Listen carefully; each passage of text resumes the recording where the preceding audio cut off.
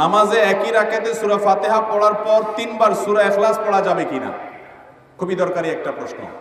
সূরা ইখলাস কোরআনের এমন একটা সূরা, যেই সূরা শুধুমাত্র আমাদের আল্লাহর কথা বলা আছে। এই সূরাতে অন্য কোনো সাবজেক্ট নাই। এই সূরা শুধু কার আলোচনা আছে? এরকম আরেকটা সূরা কোরআনে নাই যে সূরা শুরু থেকে শেষ পর্যন্ত শুধু আল্লাহর গুণগান আছে, আল্লাহর বৈশিষ্ট্যের কথা আছে, আল্লাহর একত্ববাদের কথা আছে, অন্য কোনো সাবজেক্টই নেই। এটা সাবজেক্টই শুধু আল্লাহ তাআলা। এই জন্য এক সাহাবী এই সূরাকে খুব ভালোবাসতেন। তিনি মানুষের ইমামতি করতে গিয়ে সূরা ফাতিহার পরে অন্য যা পড়েন না পড়েন সাথে সূরা ইখলাস অবশ্যই পড়তেন।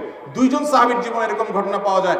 একজন সম্ভবত মসজিদে কুবার বা এরকম কোনো মসজিদের ইমাম ছিলেন, আরেকজন জিহাদের ময়দানে এই কাজ করতেন।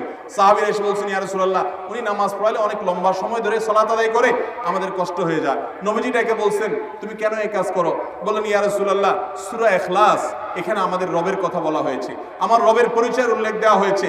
এটা নামই সূরা ইখলাস, তাওহীদকে খালেজ করার সূরা, শিরক মুক্তির সূরা, আমার রবের গুণের সূরা। এখানে অন্য কারোর ইস্যু নাই, শুধু আমার আল্লাহর কথা বলা আছে। এই জন্য এই সূরার মর্মটা, এর অর্থটা আমাকে খুব স্পর্শ করে, আমার খুব ভালো লাগে। এই জন্য সূরা ফাতিহার পরে অন্য যা পড়ি না পড়ি, অতিরিক্ত সূরা হিসাবে, সূরা মিলানোর অংশ হিসাবে সূরা ফাতিহাটা আমি অবশ্যই পড়ি।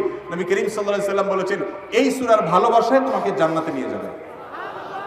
এই জন্য ভাই দেখবেন সকাল সন্ধ্যায় সূরা ইখলাস, সূরা ফালাক, সূরা নাস 3 বার, সকাল সন্ধ্যার পাশাপাশি 5 ওয়াক্ত সালাতের পরে একবার, রাতের শোয়ার সময় আবার 3 বার, মানে সূরা ইখলাস এতবার পড়ার আল্লাহ তাআলা ওজিফা করে দিয়েছেন। আমরাও সূরা ফাতিহা সবচেয়ে বেশি পছন্দ করি। এই মজলিসে যত লোক আছেন, আমার বিশ্বাস বেশিরভাগ মানুষ সূরা ইখলাসকে মহব্বত করেন, তবে সেটা ওই সাহাবীর মহব্বত করে না, নামাজ শর্ট করার জন্য। ঠিক না? অনেকে আছে দেখা যায় সূরা ইখলাস ছাড়া কিছু পড়ে না। কারণ কি? আয়তনে নামাজটা তাড়াতাড়ি শেষ করার জন্য। এইটার কারণে জান্নাতে যাবেন না, আবার খুশি হয়ে যায় না যে আমিও তো বেশি বেশি পড়ি। আপনার নিয়ত যদি হয়, মতলব যদি হয় নামাজ সংক্ষিপ্ত করা, তাহলে হবে না। এই জন্য ভাইরা আমার, সূরা ইখলাসটা নামাজের মধ্যে কেউ যদি পড়েন, বিভিন্ন রাকাতে সূরার মর্ম উপলব্ধি করে তিনি ইনশাআল্লাহ সওয়াব পাবেন।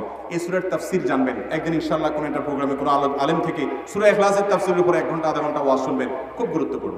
সূরা ইখলাস এটা যদি কেউ 3 বার 4 বার 5 বার পড়ে, শুধু সূরা ইখলাস না, অন্য সূরাও, সূরা ফাতিহার পরে আপনি সূরা ইখলাস 3 বার পড়লেন, সূরা ইদাজা 2 বার পড়লেন, অন্য সূরা 3 বার পড়লেন, কোনটা রিপিট করলেন, একই আয়াত বারবার পড়লেন, এটাতে কোনো অসুবিধা হবে না।